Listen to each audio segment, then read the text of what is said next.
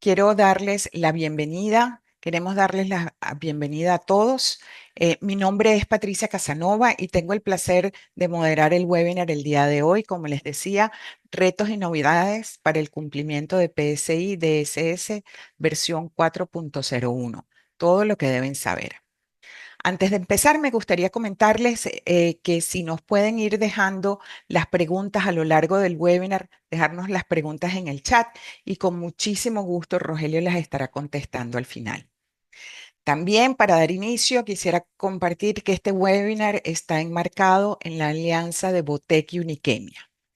Sin más, le doy la bienvenida a Rogelio, quien es consultor, Rogelio Nova, especialista en ciberseguridad, con más de 15 años de experiencia en diversos ramos de la seguridad de la información.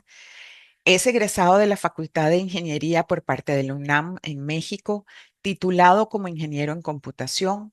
Cuenta con una amplísima experiencia en seguridad para los diferentes ecosistemas de pago, implementando y asesorando en múltiples temas de seguridad en el cumplimiento de los estándares con diversas instituciones financieras y empresas dedicadas a medios de pago. Cuenta a su vez con certificaciones de CISM, ISO 27 y PCI QSA y PCI QPA. Bienvenido, Rogelio. Sin más, te dejo la palabra y muchísimas gracias por acompañarnos el día de hoy. Muchas gracias, Patricia. Muchas gracias a todos. Bienvenidos a este webinar. Vamos a comenzar con esta presentación. Permítame compartir.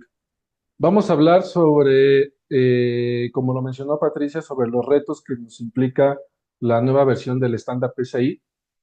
Eh, en su nueva versión 4.01, voy a dar inicio a la presentación. Vamos a comenzar con una breve situación actual sobre la transición que ha tenido el estándar desde cambio de versión de la 3.2.1 a la versión 4.01, que es la versión vigente. Eh, Como recordarán, la versión 4 se publicó en el primer trimestre del 2022, teniendo como fecha de inicio y de a partir de entonces vigencia la versión 4.0.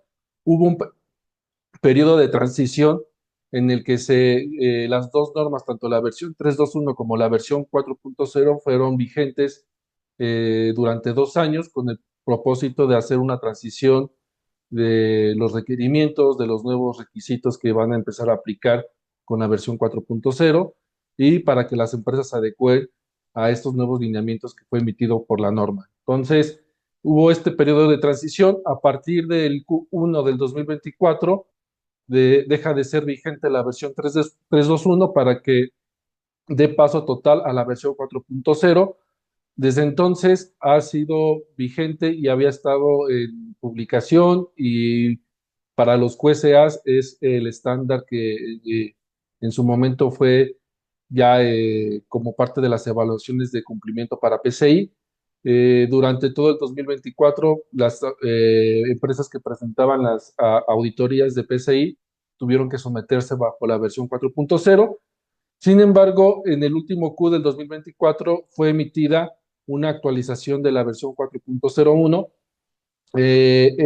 Esta versión 4.01 fue vigente, empezó a ser vigente a partir del último trimestre del 2024, y a partir de este primer inicio de año, a partir de enero, la única versión vigente del estándar es la versión 4.01. Vamos a hablar sobre estos cambios que hubo, que son mínimos entre la versión 4.0 y la versión 4.01, y los nuevos lineamientos que trae la norma, que serán vigentes a partir del 31 de marzo del 2025. Estos lineamientos ya venían inscritos en la versión 4.0, se mantienen en la versión 4.01, y bueno, ya a partir de marzo, del 31 de marzo del 2025, estos lineamientos seguirán vigentes y aplicables para las nuevas certificaciones que se apliquen en los siguientes periodos y en los siguientes años. Entonces, esto es simplemente un recordatorio de cómo fue la transición, enfatizando que la única versión vigente ya actualmente a partir de enero es la versión 4.01. Ya no se realizan auditorías bajo la versión 4.0. Todas las auditorías son bajo la versión 4.01. Entonces, ¿qué cambios trae estas nuevas versiones de PCI? Pues vamos a revisarlos rápidamente. Son cambios que sí son importantes considerar. Habrá que tener muy en cuenta el contexto en el que cada uno de nosotros trabajamos y la empresa bajo qué lineamientos y qué procesos estamos certificando para considerar si estos cambios nos van a afectar, van a ser aplicables para nosotros o podemos dejarlos no aplicables. ¿De qué va a depender? Bueno, del proceso que nosotros estemos certificando, de si el requisito es aplicable a nuestra infraestructura. Vamos a ir revisando esos detalles conforme vayamos avanzando. Empezamos con el requerimiento 1. Para el requerimiento 1 no tenemos cambios que sean exigibles a partir de marzo del 2025. Básicamente todos los cambios fueron aplicables a la publicación de la norma. Hay dos tipos de cambios que debemos de considerar, los de aplicación inmediata y los que son aplicación posterior, que son los que van a entrar en vigor a partir de marzo del 2025. Todos los cambios de aplicación inmediata quiere decir que en cuanto se publicó la norma y cualquier empresa que se certifique en su momento bajo la versión 4.0 y ahora bajo la versión 4.01, son cambios que debieron de aplicar de forma inmediata para poder ser válidos y para estar en cumplimiento con respecto a la norma PCI DCS. Entonces, para el requerimiento 1 no hay cambios que impacten para el 2025. Todos los cambios fueron de aplicación inmediata. Básicamente lo que conocemos es lo que se mantiene. Cambios a nivel de registro de cambios, perdón, a nivel de los Network Security Controls, mantener las configuraciones de seguridad, mantener las configuraciones de las reglas. Estos cambios ya venían desde la versión 3.2.1, se mantienen y no hay cambios con respecto a eso.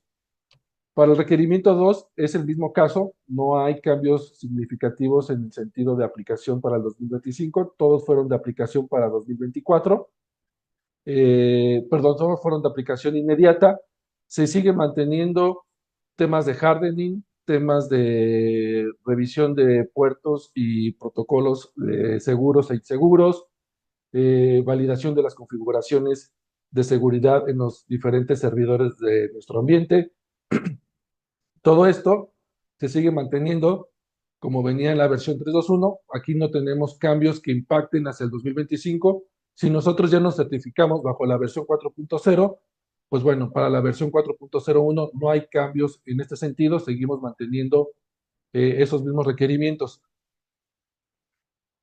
Para el requerimiento 3, aquí sí ya tenemos un impacto para 7 requisitos que vamos a revisar a continuación. Estos requisitos consideremos que son los que van a impactar para el 31 de marzo, ¿vale? Entonces, nos vamos a enfocar a estos requisitos que vamos a tener que nosotros ya estar implementado en nuestra infraestructura para nuestras evaluaciones de cumplimiento en la versión 4.01. El primero de ellos es el requerimiento 3.2.1 que habla sobre el almacenamiento de los datos SAT. ¿A qué se refieren los datos SAT? Pues básicamente son los datos de autenticación. ¿Cuáles son los datos de autenticación? Pues son los datos con los cuales nosotros autenticamos una transacción, que básicamente es el PIN, nuestro PIN de tarjeta, o el CBB, que es el código de verificación que generalmente viene en la parte posterior de nuestra tarjeta y con el cual solemos autorizar transacciones vía comercio electrónico. Bueno, para estos dos datos, el requerimiento 3.2.1 nos habla sobre el almacenamiento con autorización previa. Si recuerdan, si han tenido contexto con la versión 3.2.1, antes no se permitía almacenar este tipo de datos. Ahora la versión 4.0 y en su versión vigente, en la versión 4.0.1, ya nos permite almacenar los datos SAT bajo una autorización previa y una justificación de la necesidad de por qué se requieren almacenar este tipo de datos. Entonces, si nuestro negocio, si nuestro proceso, si nuestro servicio requiere almacenar este tipo de datos bajo una autorización previa, una justificación de negocio válida, se puede permitir. Hay otros requisitos que ahorita vamos a revisar que debemos de cumplir, pero el primero de ellos es contar con esta justificación y con esta autorización previa de la necesidad de almacenar los datos SAT. Aquí hay un punto importante que resaltar. Si nosotros reportamos a las marcas, a cualquiera de las marcas de pago como Visa, Mastercard, Discover, las que están incluidas en el CONSIG, es importante primero hacer notificación y la autorización debe de venir también por parte de las marcas que nosotros vamos a estar almacenando este tipo de datos por alguna necesidad o justificación. Si nosotros reportamos nuestro negocio, nuestro servicio es hacia algún adquirente, también el adquirente debe de estar enterado y debe también participar en esta justificación o autorización del por qué la necesidad de almacenar los datos de autenticación. Recordemos que los datos de autenticación son los datos más sensibles de una transacción. Entonces, si bien se permite, ahorita el punto inicial es contar con esta justificación por parte del negocio para poder almacenar los datos de la tarjeta. Como lo mencionamos, esta es una mejor práctica y se vuelve válido y se vuelve ya exigible a partir del 31 de marzo del 2025. Ahora bien, si nosotros vamos a almacenar estos datos, ¿qué requerimos? ¿Qué controles debemos de aplicar? Pues el primero de ellos es contar con un cifrado sólido para la protección de los datos de autenticación. Aquí hay un punto importante en el sentido de que hay dos momentos en el que se puede obtener los datos de autenticación: antes de confirmar la transacción o posterior de la confirmación de la transacción. Es decir, antes de la autorización y después de la autorización. Si nosotros requerimos almacenar los datos de la tarjeta antes de la autorización, es decir, antes de mandarlos al autorizador o al procesador de pago para que se valide con el emisor, pues aquí debemos de aplicar la autorización y debemos de implementar un cifrado sólido con el cual nos permita proteger los datos de la tarjeta. Esta autorización y esta justificación también debe de ir acompañado del tiempo con el cual se va a almacenar estos datos de autenticación. Entonces son dos cosas importantes que debemos de cubrir para la protección de los datos de autenticación.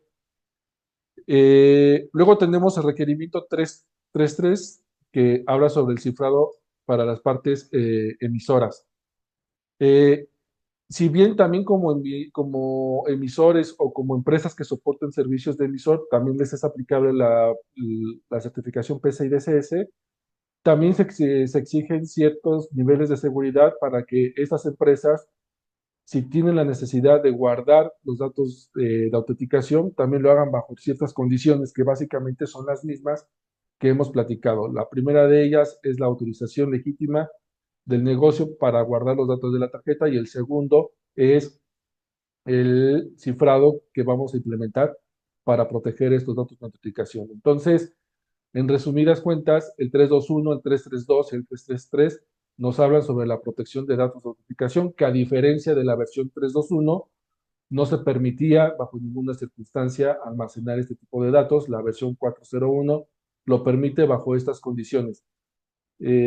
Hago un paréntesis aquí, la recomendación siempre como QSA es, en la medida de lo posible, no almacenar este tipo de datos. Son datos sensibles, son datos que la norma cuida mucho en la protección de datos y obviamente esto hace que su alcance sea más complejo y su validación como entidad a certificarse pues también implique más controles a validar. Eh, Esa es la recomendación que les doy como QSA. Si la necesidad de negocio lo requiere, bueno, habrá que implementar estas medidas de seguridad para poder estar en cumplimiento para estos requisitos. Vamos a pasar al 342, que en este caso nos habla sobre el acceso remoto al PAN. Este requisito lo que nos está solicitando es que de alguna manera se impida la copia o el traspaso de los datos de tarjeta cuando se tiene un acceso remoto. ¿Qué quiere decir? Generalmente, por dar un ejemplo, el DBA tiene acceso a la base de datos, podría tener o no acceso y visibilidad de los datos de la tarjeta. Si requiere hacer algún mantenimiento, si requiere hacer alguna copia de tablas, alguna copia de archivos, que esto le permita copiar o traspasar esta información hacia su computadora, pues eso es lo que se está solicitando que se impida, que bajo estos accesos remotos, lo acabo de mencionar como ejemplo, el DBA, pero podría ser un usuario operador que tiene acceso a una aplicación que le permite visualizar datos de tarjeta o incluso maneja archivos con datos de tarjeta para la operación, compensación, liquidación o temas de fraude, el requisito lo que exige es que se impida la copia o el traspaso de esta información hacia los equipos de cómputo de los usuarios. Es decir, que todo lo debería de estar manejando ya sea en el servidor o directamente en la aplicación en la que tiene acceso y no se le permita extraer ese tipo de información. Entonces, este requisito va enfocado a eso, que en accesos remotos el usuario, tanto a nivel operadores como a nivel de administradores, se les impida, no tengan acceso a estos datos de tarjeta. Si se requiere el acceso o tengan esta información, pues todo esto debe de ser bajo una justificación documentada, una necesidad explícita del por qué se requiere que esta persona o este usuario tenga o pueda copiar o tener estos datos de tarjeta en su equipo. Igual, recordemos que si este equipo, si esta persona tiene acceso y tiene la facilidad de copiar esta información, pues directamente tanto la persona como el equipo de cómputo se vuelven al alcance de la certificación. Esto implicará que tengan que aplicarle los requerimientos que sean exigibles hacia el acceso y hacia la persona, pues porque está teniendo acceso hacia los datos de tarjeta. Entonces, este requisito no venía incluido en la versión 3.2.1, ahora ya se incluye como parte de los cambios que van a aplicar para el 2025. Aquí existen diversas tecnologías que podemos implementar. Va desde, eh, si trabajamos con políticas de directorio activo, pues podemos implementar una política para que el usuario no permita copiar información hacia los dispositivos. Si manejamos un DLP, pues también a través de un DLP podemos bloquear o impedir que esta información sea extraída. También a través de las configuraciones de VPN también se pueden habilitar ciertos bloqueos para que se impida la extracción de información. Hay diferentes tecnologías que podemos implementar. Si ya contamos con alguna de ellas, pues bueno, habrá que validar cuál es la que mejor nos conviene en nuestro entorno. Si no, habrá que validar diferentes eh, herramientas que pueden haber en el mercado que nos ayuden a cumplir con este requisito. Para el requisito 3511 nos habla sobre el hash. Si recordamos en la versión 3.2.1, un método de protección de los datos de tarjeta era aplicar un hash en específico al PAN, que es básicamente lo que se pide que se proteja cuando se almacena los datos de tarjeta. Bueno, hay un cambio con respecto a la versión 3.2.1. Antes, aplicar un hash bajo un algoritmo válido como un SHA-2 era suficiente. Ahora lo que nos exige la norma es que se apliquen métodos criptográficos y no simplemente el hash, es decir, que se aplique un hash bajo el uso de llaves criptográficas para proteger el path.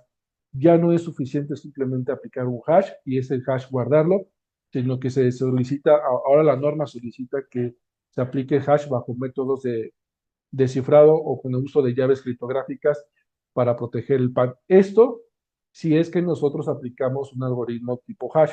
Recordemos que la norma tiene eh, diferentes opciones para proteger el PAN.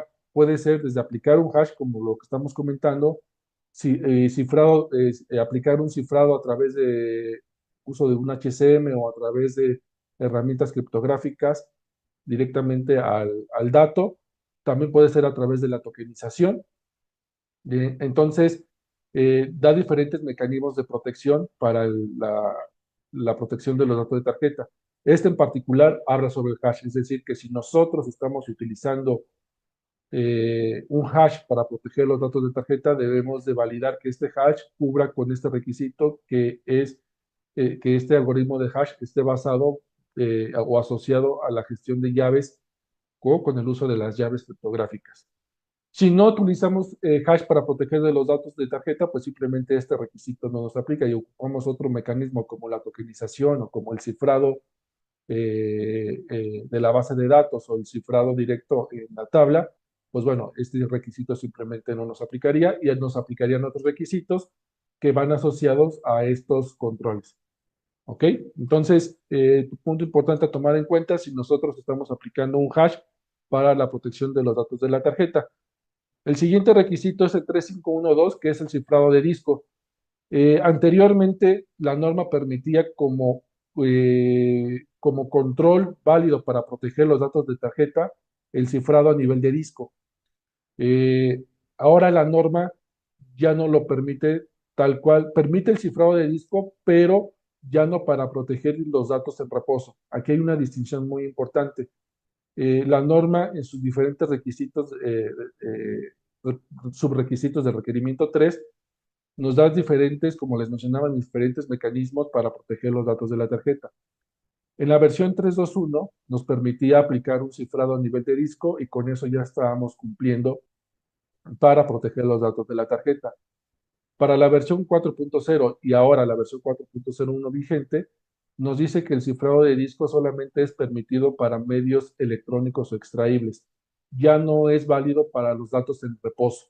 Si vamos a proteger los datos en reposo, debemos de utilizar otros mecanismos de protección, que es cifrado, es aplicar un cifrado directo a nivel de campo, eh, que, que es distinto al cifrado de disco.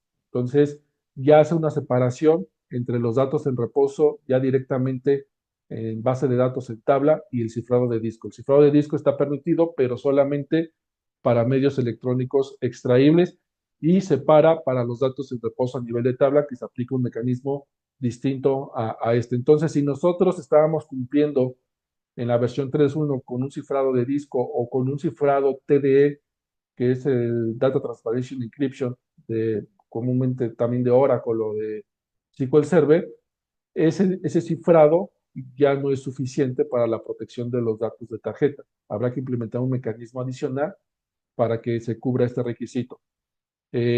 Sí, lo utilizamos como medida de protección para medios electrónicos extraíbles o para salvaguardar, hacer copias de la base de datos, está bien, pero no para la protección del dato en reposo directamente. Entonces, habrá que tener cuidado con este requerimiento dependiendo del mecanismo de protección que estemos implementando nosotros en nuestra infraestructura y en nuestra base de datos para proteger los datos de tarjeta. Luego tenemos el requerimiento 361 que nos habla sobre el uso de las llaves criptográficas en entornos de producción y prueba. Este requisito no estaba incluido en la versión 321, es un nuevo requisito que se incluye. Básicamente lo que nos solicita este requisito es que las llaves de producción no sean utilizadas en ambientes de prueba y que las llaves que se utilizan en ambientes de prueba no sean utilizadas en ambientes de producción. Es decir, que se tengan sus ambientes separados. En cuestión de las llaves, si utilizas llaves de producción, sean netamente para el tema de producción y estos no sean utilizados para tus ambientes previos, ya sean QA, preproducción, test, desarrollo, etcétera. Y bueno, tus llaves de prueba, pues bueno, estos los puedes ocupar, pero no los puedes trasladar a tu ambiente productivo. Entonces habrá que eh, eh, tener cuidado con esta parte. Este requisito, ¿cómo se puede verificar o cómo se puede cumplir? Básicamente hay que tener nuestro inventario de llaves bien identificado, identificando el ambiente en el que está instalado. La prueba que puede hacer el QSA es validar directamente en los ambientes cuáles son las llaves que se están utilizando, ya sea a través del HCM o si está resguardado en algún archivo, en algún directorio de la llave, pues cuando se valida también directamente en estos ambientes cuál es la llave que se está utilizando. Para cumplimiento, les repito, pues lo que se requiere es básicamente tu inventario, donde se identifican claramente estas llaves y el ambiente en el que se están ocupando. ¿Vale? Entonces, estos son los cambios importantes que vienen en el requerimiento 3 que debemos de considerar para a partir de marzo del 2025. Pasando al requerimiento 4, tenemos dos cambios importantes. El primero de ellos es el uso de certificados válidos. Eh, Este requerimiento va enfocado a los certificados que utilizamos para comunicarnos con terceros o a través de las redes públicas transmitir datos de tarjeta. Generalmente lo que utilizamos para estas comunicaciones son certificados de autenticación. Bueno, en la versión 3.1 no venía nada en ese sentido, en el sentido de validar que los certificados fuesen vigentes, la norma ya nos exige que validemos que los certificados de comunicación que se utilizan para comunicarse con terceros o para transmitir datos de tarjeta a través de redes públicas sean certificados válidos, que no estén vencidos y revocados. Muchas veces nos encontrábamos que si bien la comunicación era una comunicación privada, pues el certificado ya estaba vencido o incluso revocado, y pues bueno, no tiene ya mucho sentido ese nivel de protección si el certificado pues ya no está cubriendo con lo mínimo necesario que se solicita, que sea vigente y que no esté revocado. Entonces, acá habrá que tener cuidado, estar vigilando que mantengamos nuestros certificados actualizados, sobre todo aquellos que tenemos firmados con entidades certificadoras, ¿no? Generalmente son de 5, 7, incluso a 10 años, bueno, hay que mantenerlos vigilados. Y el siguiente requisito va asociado a este mismo, que es mantener un inventario de llaves y certificados que utilizamos para la transmisión de datos de tarjeta. Tal cual como lo exige o como lo pone en el requerimiento, es tener un inventario donde se identifique el certificado, el algoritmo y la comunicación hacia el tercero o hacia donde se está transmitiendo los datos de tarjeta. Inventario, digamos, hasta cierto punto básico, perdón, y que incluya la fecha con la cual su fecha de vencimiento o de revocación, para que así tengas visibilidad de cuándo vas a tener que hacer la renovación de los certificados. Entonces, para esto es el inventario, para que mantengas vigilado, para que tengas conocimiento de cuándo son los próximos certificados que vas a tener que estar renovando, de acuerdo a tus fechas de vencimiento o fechas de revocación. Básicamente estos son los dos requerimientos que van a aplicar para el requerimiento 4 en marzo del 2025. No son muchos, pero son importantes que los consideremos. A nivel tecnológico, creo que no tiene tanto impacto en el sentido de que requieras infraestructura a implementar. Estos controles creo que son más a nivel documental y de proceso, en el que tengamos que establecer un seguimiento para estar validando periódicamente que nuestros certificados estén vigentes y mantener actualizado nuestro inventario. Vamos a pasar al siguiente requerimiento, el requerimiento 5. Aquí tenemos tres cambios que van a aplicar a partir del 31 de marzo. El primero de ellos está basado en el análisis de riesgo que nos solicita la norma. Voy a hacer aquí un paréntesis. Recordemos que la norma en la versión 401 tenemos dos tipos de análisis de riesgo. El TRA, que está enfocado a definir la frecuencia o periodicidad con la cual nosotros vamos a hacer una actividad. Y está el análisis de riesgo para los controles que nosotros llamamos controles customizados o personalizados, donde si no vamos a implementar un control como lo exige la norma, sino lo vamos a implementar de otra manera, de otro tipo, bueno, ese control lleva un análisis de riesgo específico que ahorita no es objeto de esta presentación, pero es importante que lo considere en el caso de que ustedes vayan a implementar vayan a hacer una implementación customizada. Regresando a este análisis de riesgo específico, aquí está enfocado a que si nosotros vamos a hacer escaneos de malware que no están definidos por una periodicidad, esta periodicidad debe estar sustentada bajo el análisis de riesgo. En pocas palabras, si nosotros definimos que nuestro escaneo de malware lo vamos a hacer una vez a la semana, debe estar sustentado por un análisis de riesgo que defina y que justifique el por qué se realiza una vez por semana. Si lo vamos a hacer una vez al mes, lo mismo. Este análisis de riesgo debe de definir y debe de justificar por qué decidimos que este escaneo o esta revisión periódica de malware la vamos a hacer con esa frecuencia. Entonces, si nuestro escaneo no es en tiempo real, si lo vamos a definir bajo un periodo específico, este análisis debe estar acompañado del análisis de riesgo. Este periodo debe estar sustentado por este análisis de riesgo que debemos de efectuar. ¿Qué va a validar el QSA? Pues va a validar que tu análisis de riesgo sea congruente. Es decir, si tú definiste que es una vez a la semana, bueno, va a revisar tu análisis, el por qué lo definiste. A lo mejor son equipos que no están expuestos, se mantienen actualizados, que su nivel de riesgo en el sentido de exposición, en el sentido de ataques es bajo, entonces por tanto tú defines que lo vas a revisar una vez a la semana. Si lo defines que va a ser diario, pues bueno, también de todas formas el QSA va a tener la obligación de revisar por qué defines que es diaria la revisión. A lo mejor son equipos que están expuestos, que constantemente tienen tráfico de datos, entonces, o tienen bastante acceso de usuarios porque aloja una aplicación.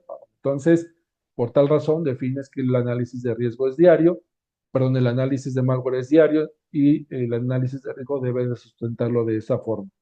Entonces, hay que tener nuestro análisis de riesgo definido para sustentar nuestras revisiones periódicas de malware.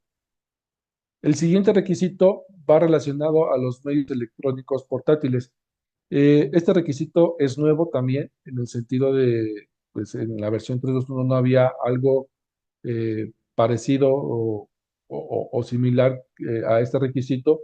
Básicamente este requisito está enfocado a proteger la infraestructura cuando nosotros conectamos un medio portátil, un disco duro portátil, una USB, cualquier medio electrónico que conectemos a nuestro equipo o al servidor.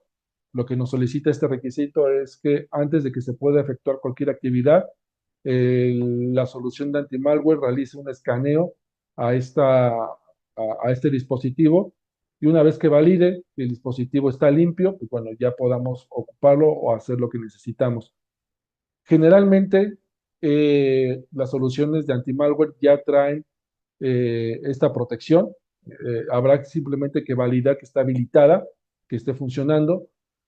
También me he encontrado casos donde, independientemente de que la solución de antimalware está habilitada o esté activa para proteger los medios electrónicos portátiles, a nivel de directorio activo, algunas empresas deciden bloquear el uso de puertos USB o el uso de, lo de los puertos periféricos de los equipos para impedir que se pueda conectar cualquier dispositivo ajeno.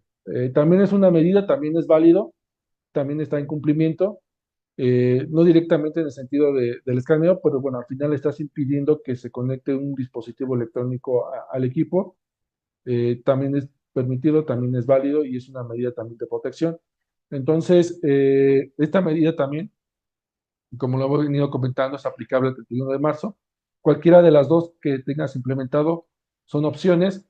Si tienes alguna otra alternativa, pues será importante que lo valides con tu QSA. Si esta opción tercera que pudieran tener ustedes es válida para el cumplimiento de este requisito, pues su QSA los puede apoyar directamente para que valide si es factible el cumplimiento de lo que ustedes puedan sugerir.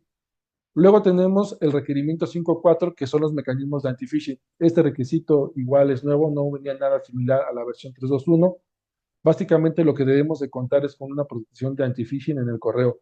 Aquí puede ser que nosotros, a través de nuestra solución de correo electrónico, ya sea en la nube, bueno, particularmente en la nube, porque ya bastantes ya están migrados en la nube, valida que nuestro proveedor cuente con esta protección de anti-phishing. Esta es una opción, ¿no? Que el propio proveedor nos habilite o tenga la protección de anti-phishing para la solución de correo. Caso contrario, podemos utilizar soluciones alternas que nos brinden protección anti-phishing. Hay algunas soluciones de anti-malware, sobre todo las soluciones ya basadas en inteligencia artificial o las soluciones más actuales, EDR o XDR, ya traen módulos de protección de anti-phishing. Habrá que validar que también se adapte a nuestras necesidades y a nuestro entorno, pero también es una forma de protegernos del anti-phishing.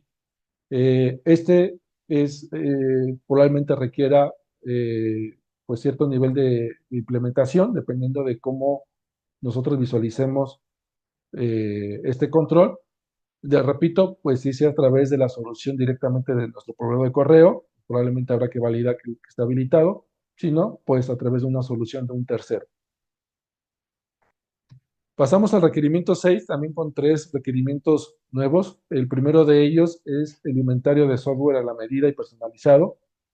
Lo que nos está solicitando la norma es que contemos con un inventario donde se describa todo el software que utilizamos y los desarrollos de, de software que tenemos o que usamos en nuestro entorno, en nuestro ambiente de certificación. Básicamente es enlistar, puede ser burdamente en un Excel, donde se identifique la aplicación, el versionamiento, el framework que se utiliza, y el uso o el motivo de la aplicación. Entonces, es un inventario breve que simplemente dé visibilidad de todas las aplicaciones que se están utilizando en el ambiente de certificación. Puede ir acompañado de las bibliotecas, de los diferentes plugins que se puedan utilizar para el desarrollo o para el uso de la aplicación, de tal forma de que dé visibilidad completa del software y de las aplicaciones que se están utilizando. Entonces, habrá que definir. Este probablemente no requiera mayor inversión, simplemente es mantener un control a nivel documental y de procedimiento donde mantengamos vigilancia de estos inventarios, sobre todo de las aplicaciones que utilizamos. Luego tenemos las aplicaciones web que están publicadas o que dan cara a Internet o que son, como la llama la propia norma, cara al público, donde ahora sí nos está exigiendo que tengamos eh, un, un mecanismo automatizado que nos proteja de las vulnerabilidades comúnmente afectan a las aplicaciones. Básicamente es un firewall de aplicación que nos permita proteger nuestro aplicativo que está expuesto a Internet o que está cara al público. Lo que nos está pidiendo la norma es en ese sentido. Aquí sí vamos a requerir seguramente alguna implementación técnica, presupuesto, validación. Implementar un firewall de este tipo pues conlleva ciertas implicaciones a nivel de infraestructura y obviamente de adecuación del flujo de datos, de la transmisión de las comunicaciones, etcétera. Entonces, acá si nosotros tenemos aplicaciones que procesen o transmiten datos de tarjeta hacia terceros o hacia el Internet o hacia nuestros clientes, pues bueno, tenemos que tener un firewall que proteja a ese nivel. Ujú. Luego tenemos los mecanismos perdón, de anti-phishing. Sí, de los mecanismos de anti-phishing. Los mecanismos de anti-phishing también es un requerimiento nuevo que no venía en la versión 3.2.1. Básicamente lo que tenemos que implementar es una solución de anti-phishing, creo que ese ya lo había comentado, sí, perdón, ese ya estaba incluido. Pasando al siguiente requisito, que es el 643, viene cambios en los scripts. Esto es algo totalmente nuevo, no venía en la versión 3.2.1. Lo que nos están solicitando en este requerimiento es que si nosotros tenemos scripts o páginas de procesamiento de pago, básicamente un iframe o una pasarela de pagos en el que capturemos datos de tarjeta o procesemos datos de tarjeta, lo que tenemos que implementar es un mecanismo que valide estos scripts ante cualquier cambio que pueda surgir, ya sea intencional o no intencional. Es validar que los scripts no sufren cambios y si estos sufren cambios, pues nosotros de alguna forma podamos identificar cuáles son los cambios que están sufriendo. Es si lo recuerdan o si lo asociamos adelantándome al requerimiento 11, donde se solicita una herramienta que valide la integridad de los archivos, pues bueno, esto es algo similar, que valide la integridad de los scripts, donde estemos seguros que cualquier cambio que ocurra en el script, podemos identificarlo y podemos actuar en consecuencia rápidamente. Entonces, básicamente lo que nos pide este requisito es que implementemos un mecanismo de validación de cambios en los scripts y pasarelas de pago que podamos entender.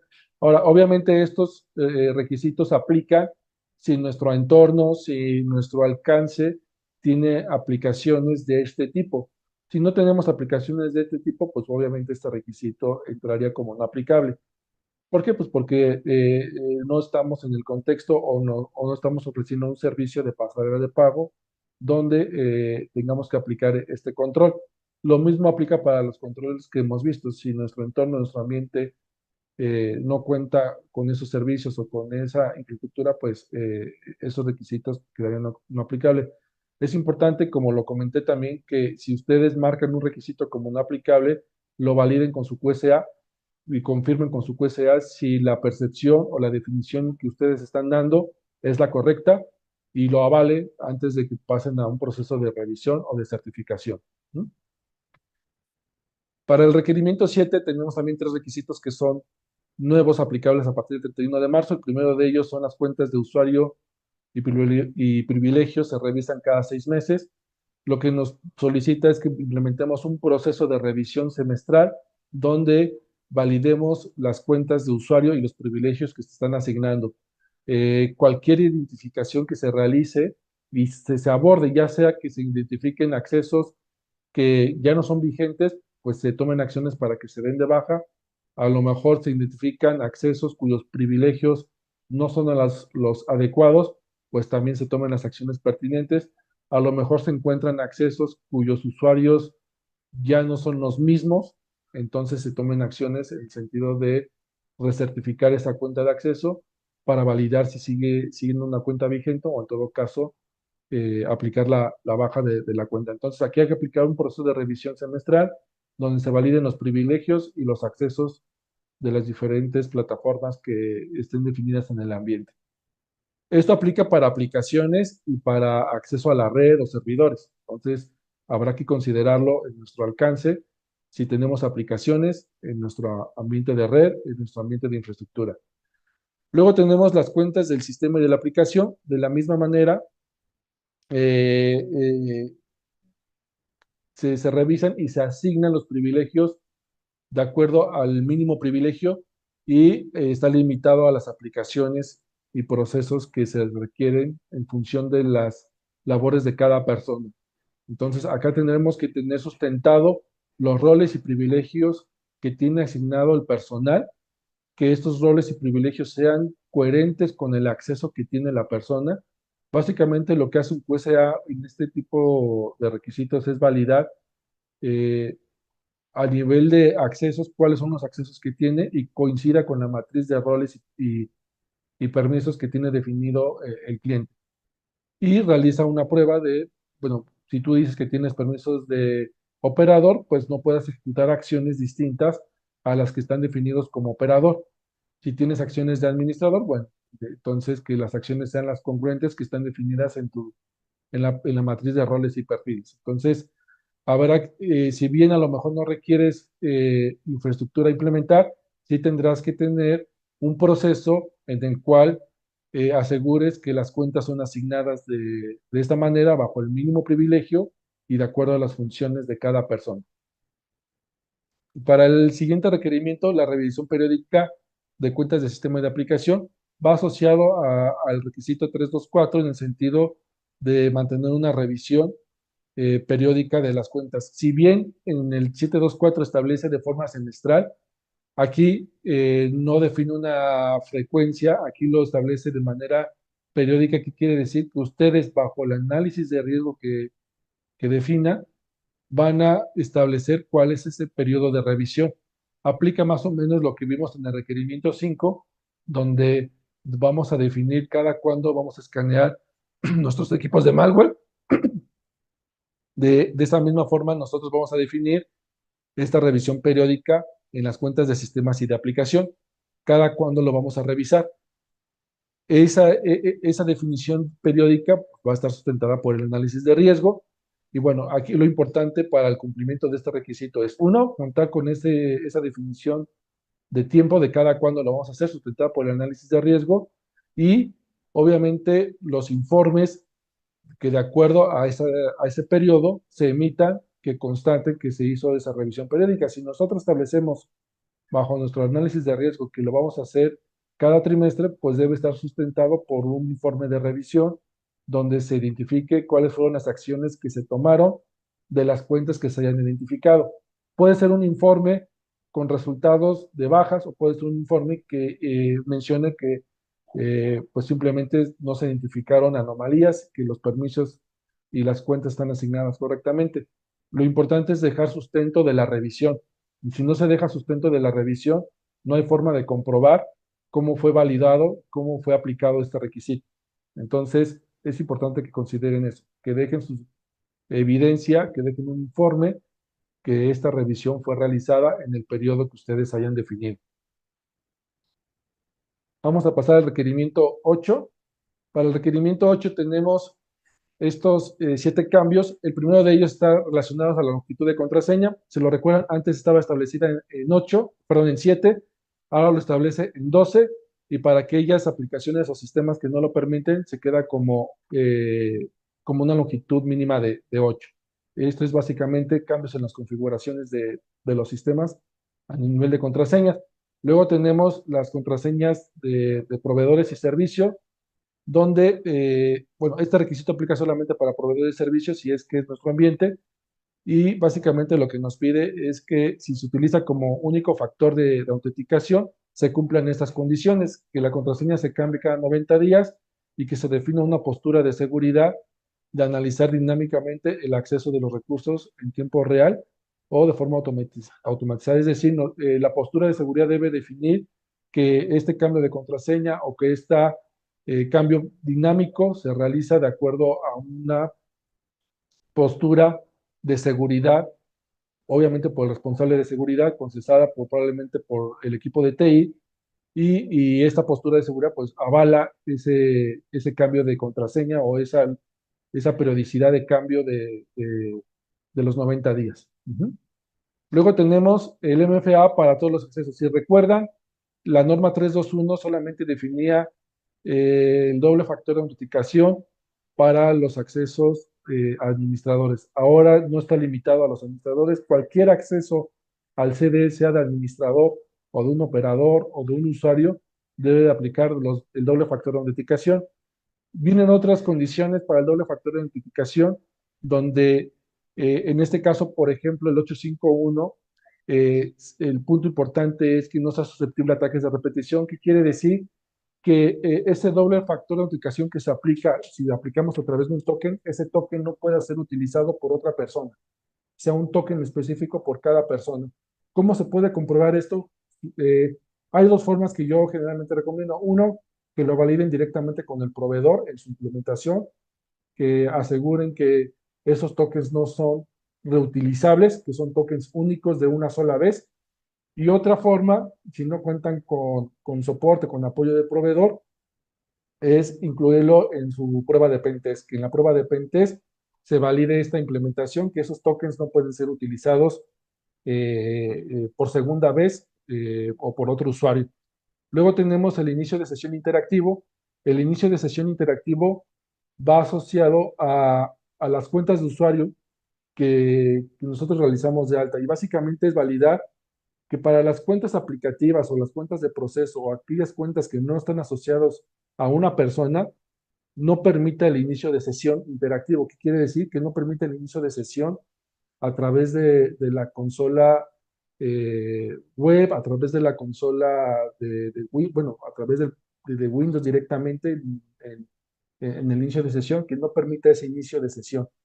Eso básicamente se cubre cuando en Windows lo he visto, básicamente es habilitar una casilla que impide el inicio de sesión interactivo.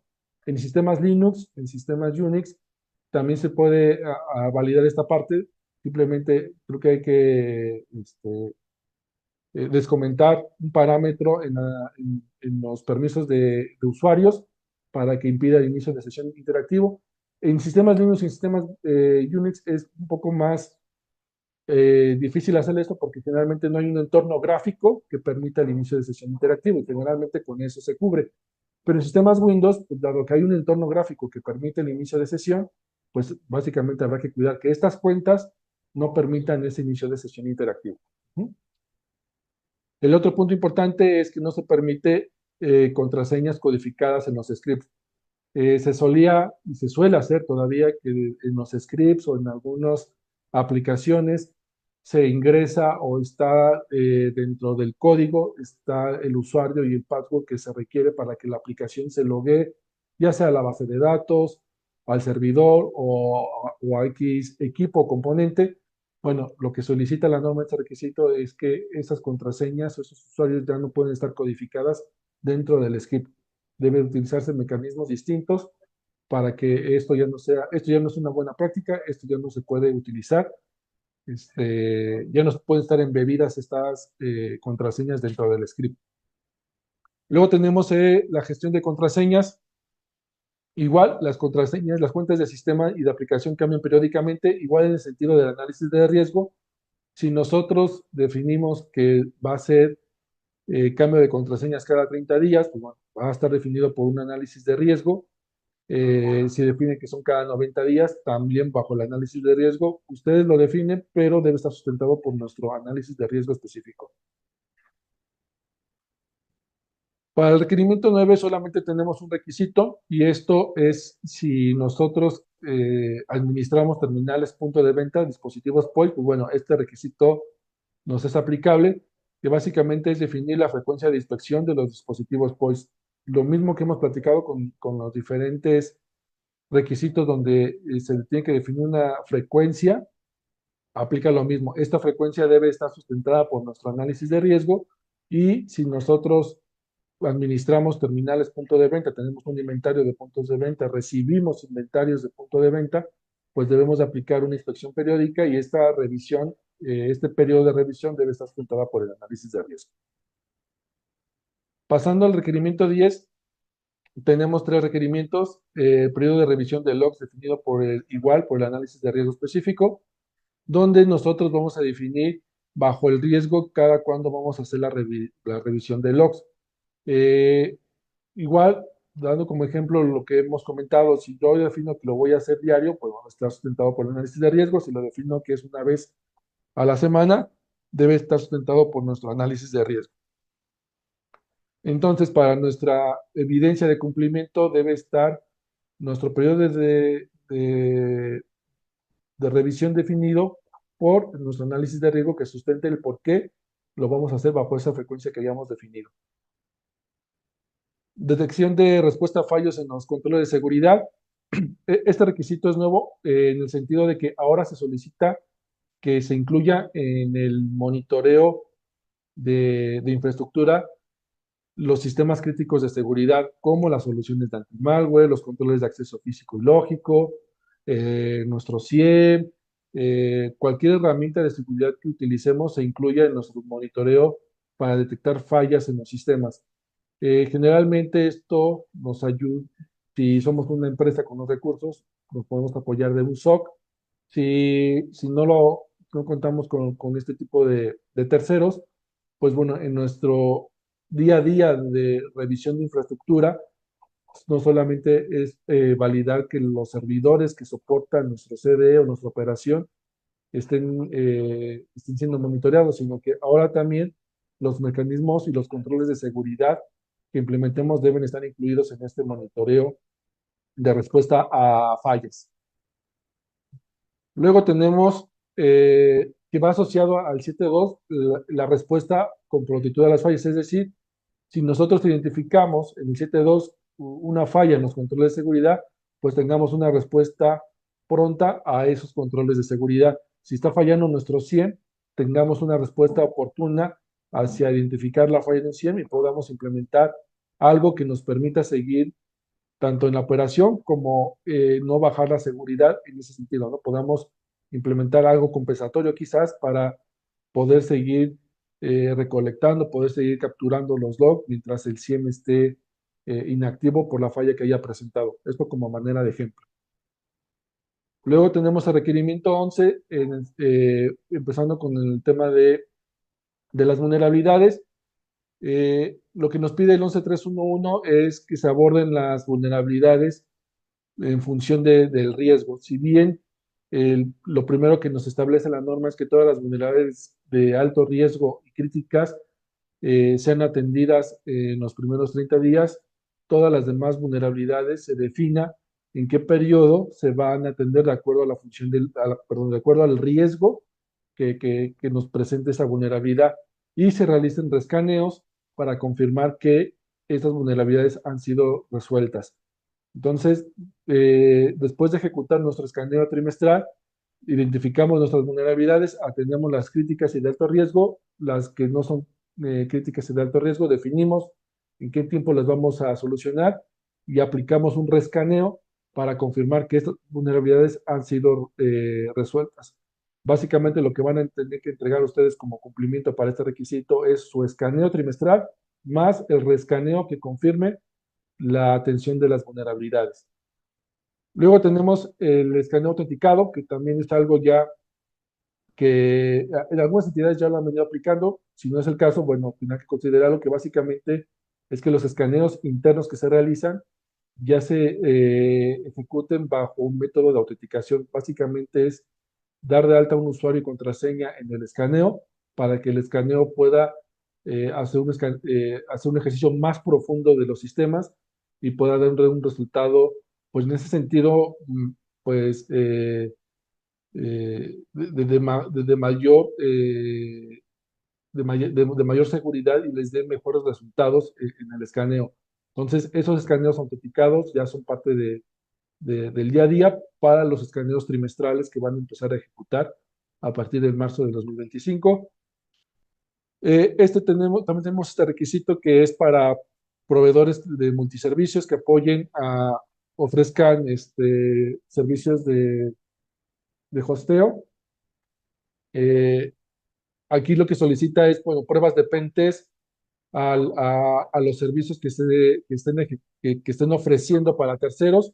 Generalmente a la mayoría de las empresas no les aplica porque no ofrecen servicios de hosteo. Sin embargo, si somos un data center o somos un proveedor de servicios que ofrece servicios a terceros, probablemente este requisito tengamos que validarlo y verificar si lo podemos cubrir. En los 511 tenemos los canales de anti-malware. Básicamente es que contemos con una solución de detección de intrusos que también valide el malware encubierto a nivel de red.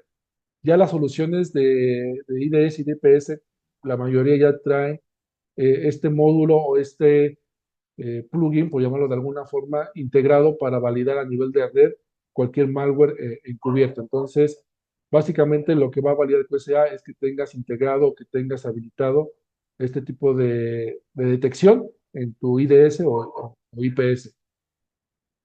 Y tenemos por último el 1161, que es detectar y reportar cambios en las páginas de pago. Va asociado a lo que habíamos visto con el requerimiento 6, que es poder identificar cualquier cambio en los scripts de pago o cualquier cambio en nuestras páginas o pasarelas de pago.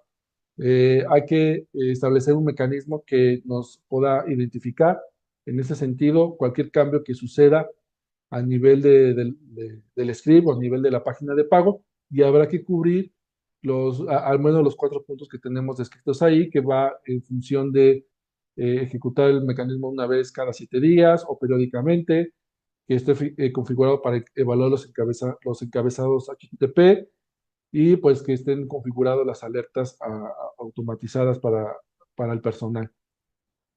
Por último, tenemos el requerimiento 12. El requerimiento 12 es el que presenta mayores cambios en ese sentido. El primero, lo que les ya había comentado, es el análisis de riesgo específico o el análisis de riesgo con un enfoque personalizado. Si nosotros vamos a hacer una implementación con enfoque personalizado, tenemos que tener nuestro análisis de riesgo, y para todos aquellos requisitos donde tengamos que definir una periodicidad, tiene que estar sustentado por nuestro análisis de riesgo. El 1233 lo pongo aquí como agilidad criptográfica, pero esto simplemente es un inventario completo de todas nuestras llaves y de todos nuestros sistemas de cifrado que estemos utilizando, tanto a nivel de comunicación como a nivel de datos. Entonces, si utilizamos llaves criptográficas para cifrar datos, pues debemos de tenerlos documentados en un inventario. Básicamente, ¿qué pide el inventario? El uso, el algoritmo, el tipo y la vigencia o periodo de la llave. Entonces, hay que documentar un inventario que nos defina lo que les acabo de comentar. Esas definiciones están directamente en el estándar, las pueden revisar en el estándar si tienen alguna duda de lo que debe de contener el inventario. Luego tenemos la revisión de hardware y software.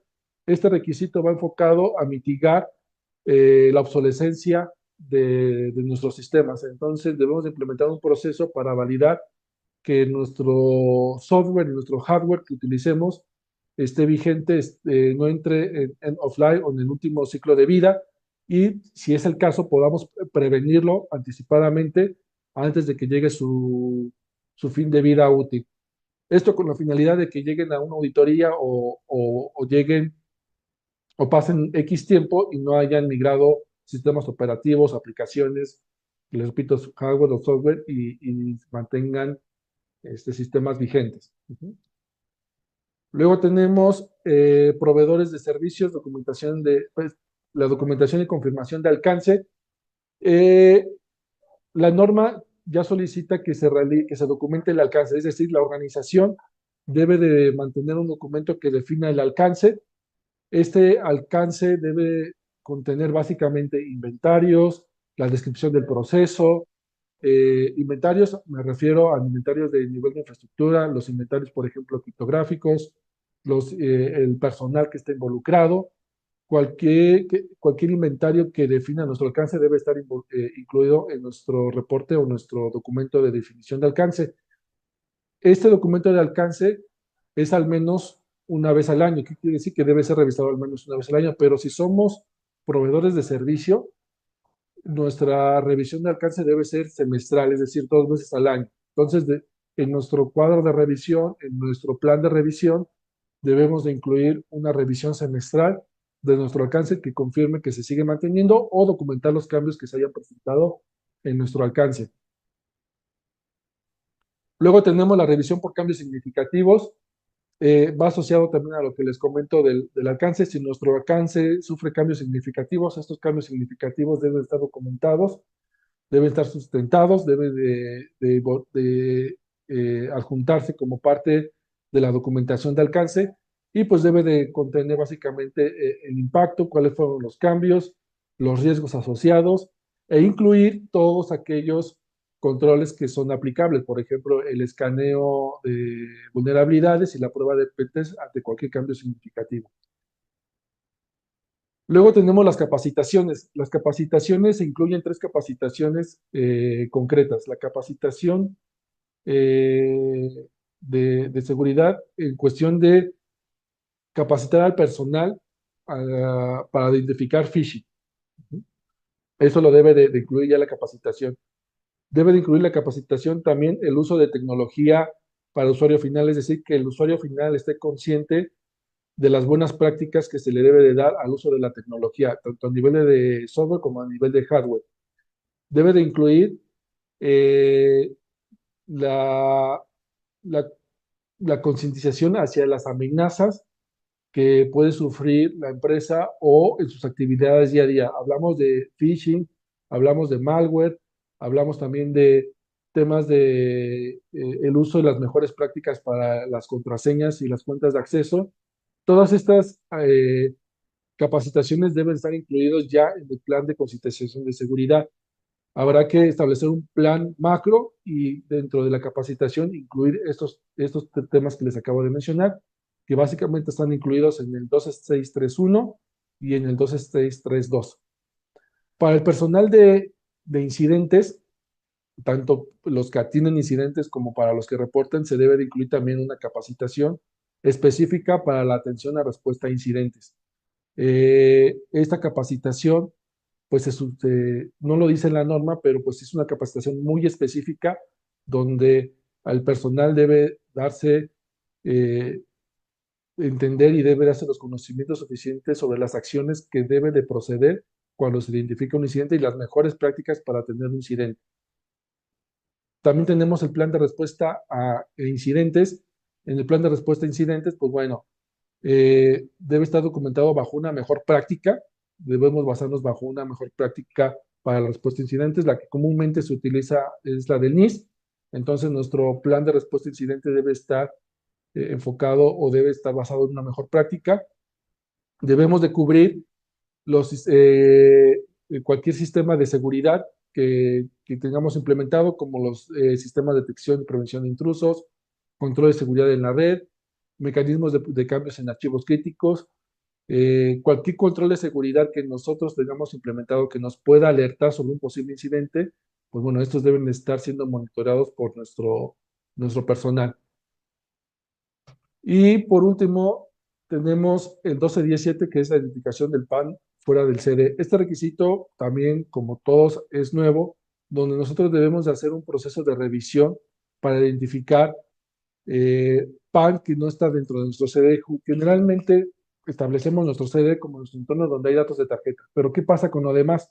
Bueno, en ese sentido, la norma lo que nos pide es que establezcamos un proceso de revisión para identificar que no hay PAN, que no hay datos de tarjeta fuera de lo que nosotros definimos como nuestro CD.